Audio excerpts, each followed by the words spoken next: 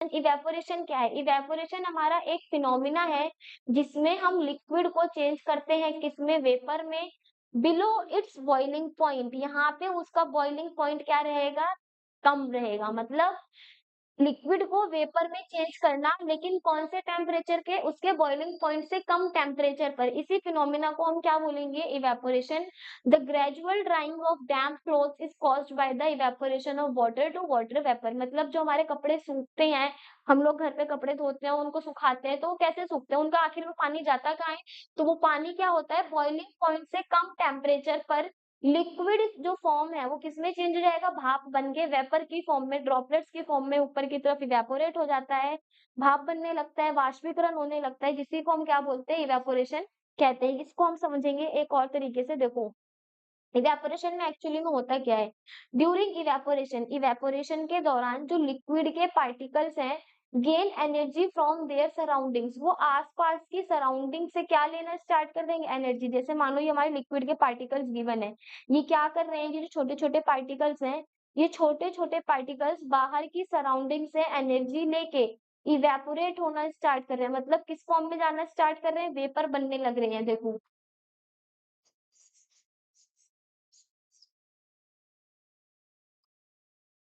ये हमारे क्या है? ये हमारे लिक्विड के पार्टिकल्स हैं।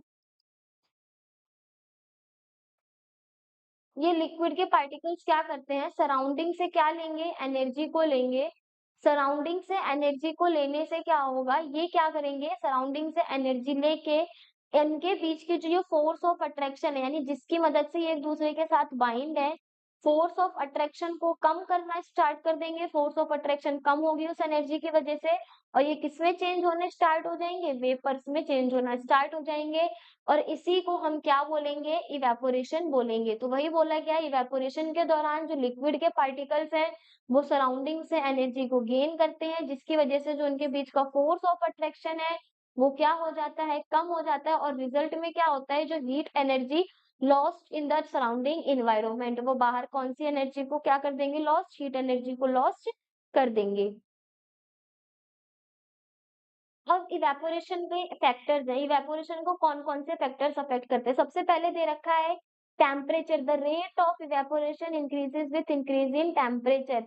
अगर हम टेम्परेचर को बढ़ाएंगे तो हमारा इवेपोरेशन भी क्या होगा? बढ़ेगा। तो हम ये बोल सकते हैं कि जो हमारा इवेपोरेशन है वो टेम्परेचर के क्या है? Directly proportional.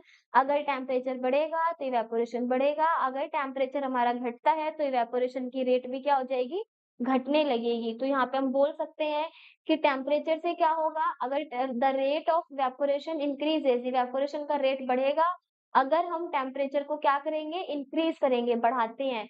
Same surface area को अगर हम बढ़ाएंगे, the rate of evaporation increases, अगर हम एरिया को बढ़ाते हैं तो इवेपोरेशन भी क्या होगा? ज्यादा होगा। जैसे यहाँ पे अगर मान लो ये हमारा एक एरिया है, एक हमारा ये बी एरिया है, यहाँ पे इसका एरिया ए, इसका बी, दोनों में कंपेयर करें तो एरिया किसका ज्यादा है? बी।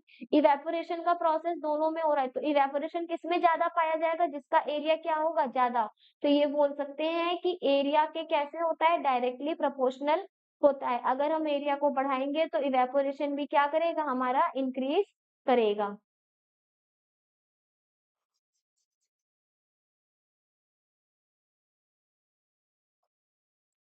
थर्ड पॉइंट हमें गिवन है ह्यूमिडिटी। ह्यूमिडिटी मतलब आर्द्रता, नमी। The rate of evaporation decreases as increase in humidity. देखो, ये बोला गया है कि अगर हमारी ह्यूमिडिटी बढ़ेगी, ह्यूमिडिटी के इनवर्सली प्रोपोर्शनल है हमारा इवेपोरेशन।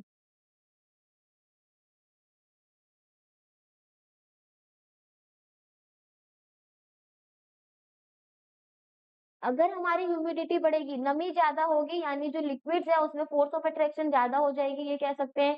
चिपचिपापन या गीलापन, नमी ज्यादा होने की वजह से इवेपोरेशन क्या होने लगेगा? कम होने लगेगा। अगर भाई हम वाइंड स्पीड के बारे में बात करें तो वाइंड स्पीड यानी हवा की गति, हवा का motion, the rate of evaporation increases with an increase in wind speed. जो हमारा रेट ऑफ इवेपोरेशन है वो भी क्या होगा? वाइंड की स्पीड से, यानी हवा की स्पीड से इंक्रीज करेगा, और हवा की स्पीड से ही डिक्रीज करेगा, यानी वाइंड ऑफ स्पीड इवेपोरेशन के क्या है, डायरेक्टली प्रोपोर्शनल है। अगर स्पीड बढ़ेगी तो इवेपोरेशन का रेट भी बढ़ेगा। इसका रीजन क्या है, देखो जो हमारा इवेपोरेशन है वो एक सरफेस फिनोमिना है। यहाँ सरफेस पे हमारे बहुत सारे पार्टिकल्स हैं। अब क्या हुआ, हवा तेजी से आई, हवा के तेज आने से क्या होगा, जितनी तेजी से हवा आएगी उतनी तेज से हमारे सरफेस के पार्टिकल्स इवेपोरेट होकर के वहां से रिमूव आउट हो जाएंगे, यानी इवेपोरेशन की रेट भी क्या हो जाएगी, इंक्रीज हो जाएगी। तो यहाँ पे हमने क्या पढ़ा था, इवेपोरेशन क्या होता है कि जो लिक्विड के पार्टिकल्स हैं वो सराउंडिंग से एनर्जी को गेन करते हैं, उस एनर्जी को गेन करके उनके बीच की जो फोर्स ऑफ अट्रैक्शन है वो कम हो जाती है। फोर्स ऑफ अट्रैक्शन कम होने की वजह से जो है हमारा इवेपोरेशन का प्रोसेस होता है।